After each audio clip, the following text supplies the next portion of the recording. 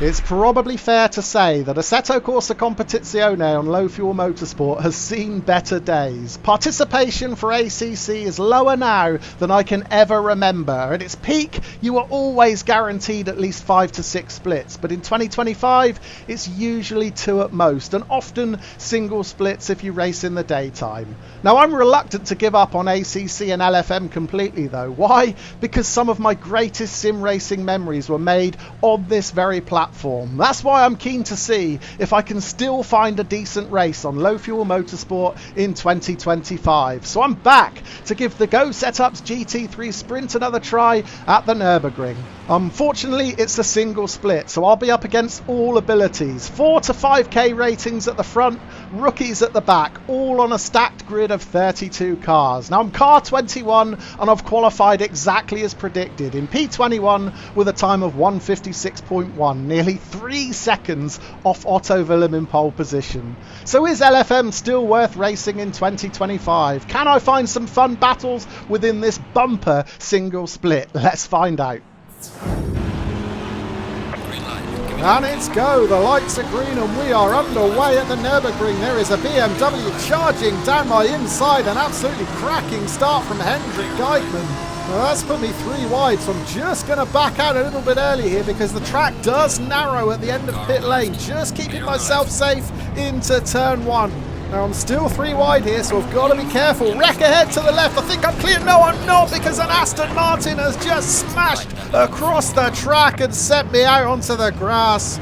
Well, that didn't last long, did it? There's no way I can rejoin safely here. I'm going to have to wait until the rest of the cars come past and rejoin at the very back of the pack. So yeah, started this one in P21, but as I exit turn 2, I'm down in P32. Right, let's check out the replay and see exactly what went wrong. Now, I knew there was a wreck to the left of the track coming out of turn 1. I thought I was far enough over to get by it safely, but what I didn't take into account was the Aston Martin of Miguel Verissimo there, ploughing into the stricken McLaren. Let's ride on board with Verissimo. He must have had a good view of the instant, but listen to his engine. He gassed it.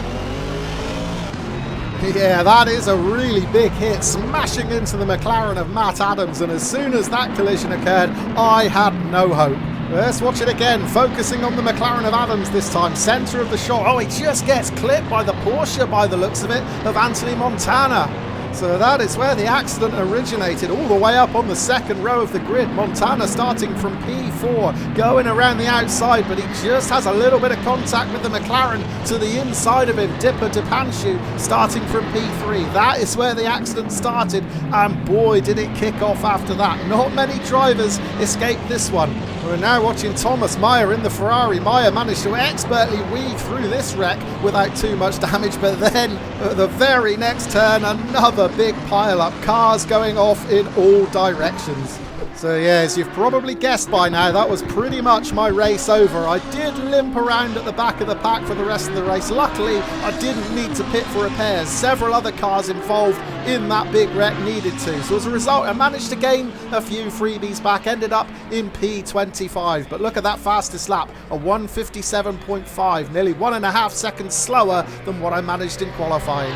So yeah, the damage clearly took its toll in that race, but I didn't want to end it there, so I'm back for a second race. Unfortunately with this one, there were just enough entries to create a second split, so I find myself in split 2, qualifying P10 on the grid, and look at that lap time, a 1:55.9. I've crept into the 1:55s for the first time.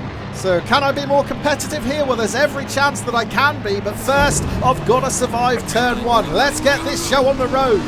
Starting from the outside of the grid this time, I much prefer that at the Nürburgring because it gives you the option of running wide if there is turn 1 carnage. So yeah, I've got to keep my wits about me here, but I do have the option to abort the corner and run out wide if I need to. It doesn't look like I do though, we're through cleanly. I've got a Ferrari to my right, that's Cedric Furr, just with a nose in front of me, but I'm going to manage to hold this inside line through turn 2. Yeah, it looked like I was just far enough alongside there not to have to back out, and as a result I've managed to hold off the Ferrari of Furr. I've got no idea what position I'm in, we'll get that shortly when the leaderboard updates. But for now it's mission accomplished, I have made it further than I did in race 1. No contact, no damage, and I am sitting pretty. I've got to still be in the top 10. I'm reasonably sure I didn't surrender any positions through that first section. Oh, and look at the rearview mirror. A big mistake from Cedric Furr exiting the corner, and he has gone. The Ferrari spinning out into the barrier, and all of a sudden that is a bit of daylight that has opened up behind me. That is exactly what I need halfway through this first lap. But having said that though, the breathing room didn't last for long, because now I've got Dean Taylor behind me in the McLaren, breathing down my neck. Taylor has filled the gap left by Cedric Furr. The leaderboard is updated now, and look at that, I'm up into P8, so I've managed to pick up 2 positions through that first section. A really encouraging start here. Taylor in the rearview mirror though, looking like he means business, and he gets really close through this right-hander. Well, I don't know whether that was me being slower than I should have been, or whether he just overcooked it a little bit, but that was a scary moment. And I feel like I might have my hands full with Taylor here. He qualified 2 positions behind me in P12, but only 1/10 slower. And he's coming in really hot again into the final chicane once again. So close, and that has spooked me. I almost make a mistake myself there, out onto the grass to the left. I managed to hold on to it, but yeah, I am rattled here. Taylor putting me under all sorts of pressure at the end of this opening lap, and I'm on the verge of cracking. So do you know what? I think it might just be the sensible option to let him get past here. It's just too early in the race to start taking risks and trying to defend against a faster and more aggressive driver. So Taylor up the inside into turn 1 then. He's got the job done. Well, I'm certainly not going to challenge it. I'll find it far easier to get into a rhythm following Taylor than I would if I was in front of him. He is looking a little bit ragged in that McLaren though, and actually I do find myself back alongside him. We're going to be side by side exiting this section. I have to readjust my line to avoid contact. That was really close, but yeah, I've managed to get this P8 back. Well, that wasn't actually part of the plan, but yeah, maybe I am better off in front of him. Now with a bit of a clear track in front of me, perhaps I can make a break for it. But before we see if I can manage that, let's go back to check out a replay of the incident behind me on lap 1. Cedric Furr it is in that Ferrari, just clipping the curb as he exits the corner. The rear steps out and he slams into the barrier. Back to the live action, lap 2, and my goal now is to try and open up a bit of space between myself and Taylor behind me. So far it's not happening. Look in the rearview mirror, he is still breathing down my neck. The gap just 0.2 of a second. Once again he gets really close through the chicane. I think he may have made a mistake though. Was he out onto the gravel? Yes, Taylor has gone. Well, it wasn't the first time he got really close behind me. This is what happened at the end of lap 1. Yeah, he's out over the curb. And I saw that in my rearview mirror. I was a little bit rattled, almost made a mistake myself. But this is the instant that he finally went off track properly. Following me into this chicane, he just goes in a bit too deep, clips the gravel mid-corner, and that unsettles the car. He's out into the barrier. Well, as soon as one challenger departs, it doesn't take long at all for another one to step up. We're just approaching the end of lap 2, and I've got yet another McLaren in my rearview mirror. This time it's Philippe Patzer. Patzer started just 1 position behind me on the grid, and our qualifying lap times were nearly identical. Just 1/100th of a second separating us on the grid, and it looks equally as close on track. Patzer making a move up the inside into turn 1, and he has taken P8. Oh, and big contact with Sven Buschow to my right. Oh, that was really careless of me. That was my bad. I'm going to have to pull over and let Buschow pass as an apology there. And it's going to cost me dearly because there are several other drivers queuing up to dive into the gap that I left for Buschow. But I had to do it. I just took my eyes off my radar, and I ended up swerving right into the side of the Aston Martin driver. Now, I'd already been overtaken by Patzer, and when I let Buschow through, there were 2 other drivers that took full advantage and came past as well, Max Brick and Jesper Overbeek. But let's take a look at the replay.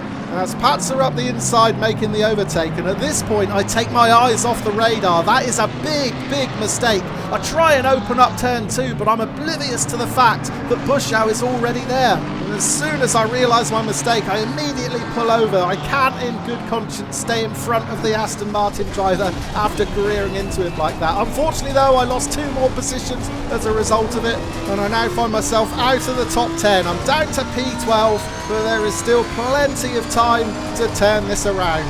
I've just got to concentrate on reeling these guys back in. I might not have to wait long because there's a big collision in front of me. Max Brick and Jesper Overbeek crashing out spectacularly there. So straight away, 2 positions back, and there might be a third freebie up for grabs. But just saw Ferrari out on the grass to the right, and it was Antonio Santiago. Santiago had started P3 on the grid.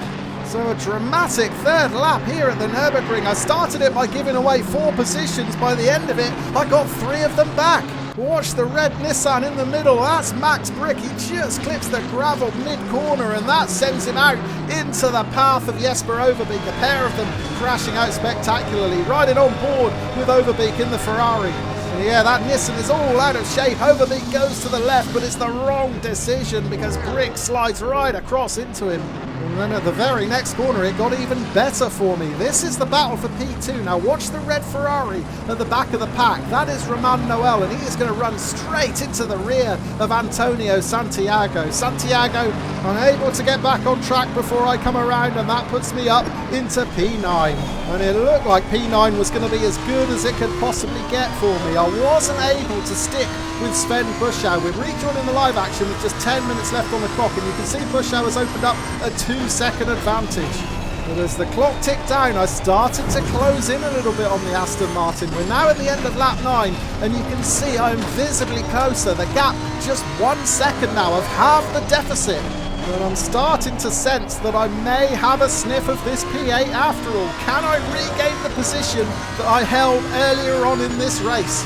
Well, thankfully I've got no pressure from behind now. Marty Fox has just dropped off a little bit. He was doing a great job of sticking with me during the middle part of this race, but now I've opened up a 2.5-second gap over Fox. And that's a big mistake from Buschau in front. That's exactly what I wanted to see. Is he starting to feel the pressure? He completely missed the apex into turn 1, and now that gap has been brought down even further. Just half a second now. I'm right on the tail of the Aston Martin. Well, I'm smelling blood here. Earlier in the race, it was me that was getting rattled, but is it now Sven Buschau who is beginning to crack under the pressure? And how long have we got left on the clock? More than 6 minutes, so there is still definitely at least 3 laps left of this race. And can I get close enough to make a move? Well, I'm pushing as hard as I can, maybe a little bit too hard because I'm out onto the gravel, and just like that, the advantage has gone. Well, it was certainly worth pushing just to try and get a sniff of that P8. Ultimately, though, it wasn't to be. However, never say never in sim racing. While I'm not close enough to Buschau, something else further on track is happening. We're watching the battle for P2 on the TV cam. Now, that light blue BMW of Bjorn Kluster is currently in P2, but look at that, he is running out of fuel. So with just 2 minutes left on the clock, it looks like I am going to be able to snatch that P8. After all, yeah, the BMW is empty. Look at that. Kluster is giving up the ghost here. He's pulled up on the side of the track, and I will be past him in no time at all now. Coming through this right-hander, we'll soon see Kluster interview. There he is on the right. I'm going to get past and go up into P8.